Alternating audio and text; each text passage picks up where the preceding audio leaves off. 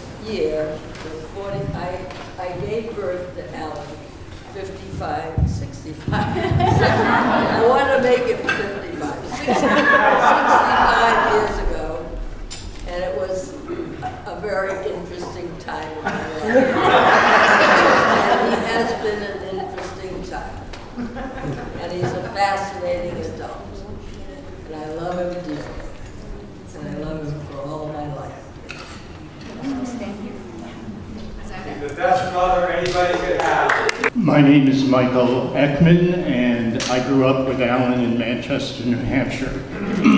So I knew Alan almost as long as his mother did.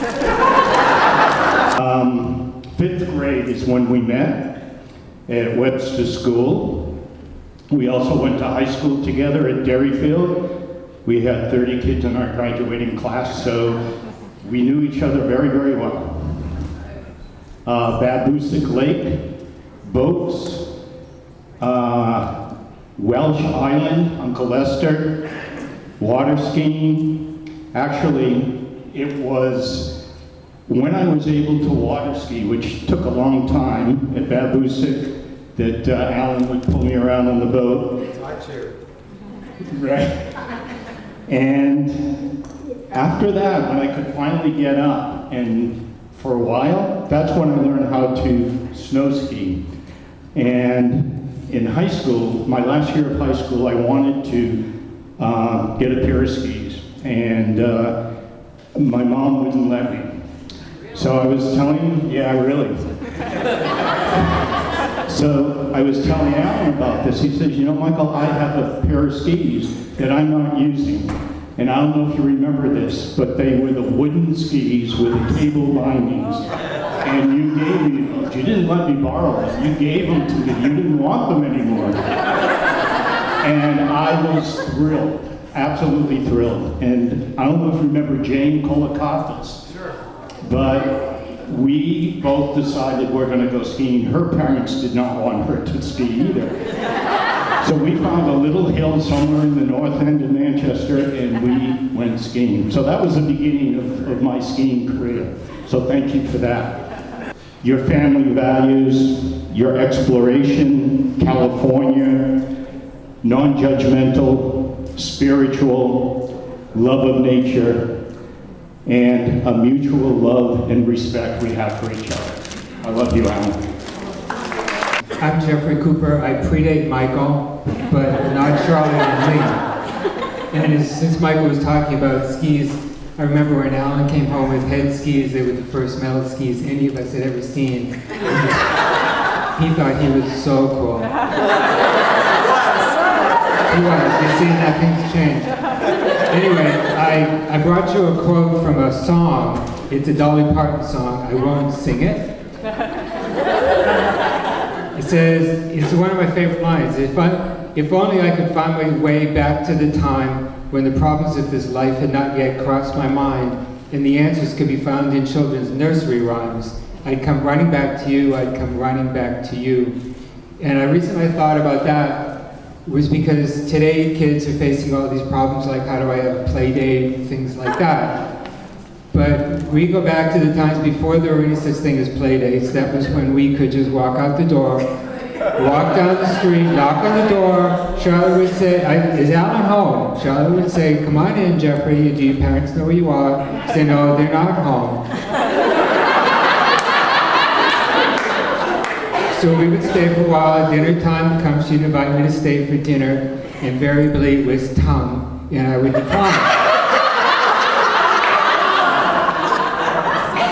And then I would go home. By then my parents had returned, and that's the way life was then, in the old days. So I just thought I'd share that memory with you. Thank you, Alan, for bringing this to.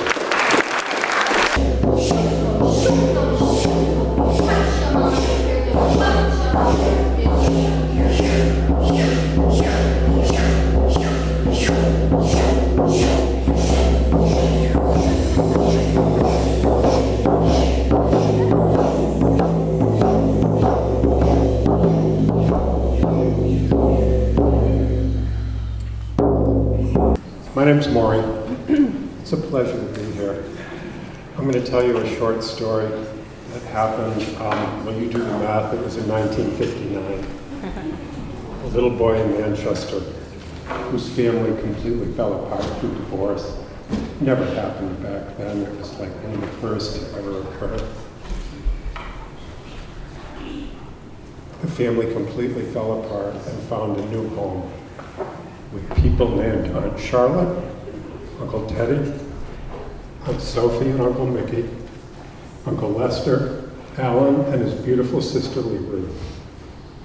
And for many years, pulled himself together through his relationship with that family. And of course, as we get into high school, life gets in the way of our friendships. And as it goes, we come together again. And I've had only one father, 3 sisters, 1 mother, and 1 brother, and he's sitting right there.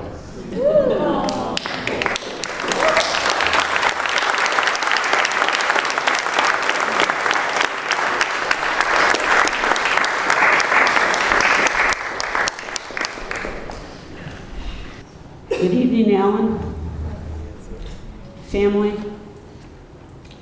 friends. Alan, what a marvelous gift your friends have given you, your family and friends, by bringing us together tonight to celebrate life and love. And what a beautiful night it is to celebrate. My name is Nancy Ekman Dorner. I'm the twin sister of Michael Ekman. And I've known Alan since childhood. Towards the end of 5th grade, my family moved up to the north end. That's an insert. I then attended the same elementary school that Alan attended. I want to first share some memories I have of Alan through the years, and then some current thoughts. Okay, let's put it on the table. I had a crush on Alan.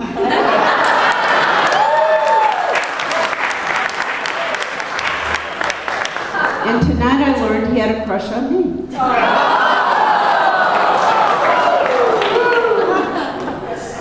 But it didn't last very long, because he went on to tell me about all the crushes of everybody else he had. See if you remember this one. Alan was our class president. Is anyone surprised? The class of 1969 at the Derryfield School in Manchester, New Hampshire.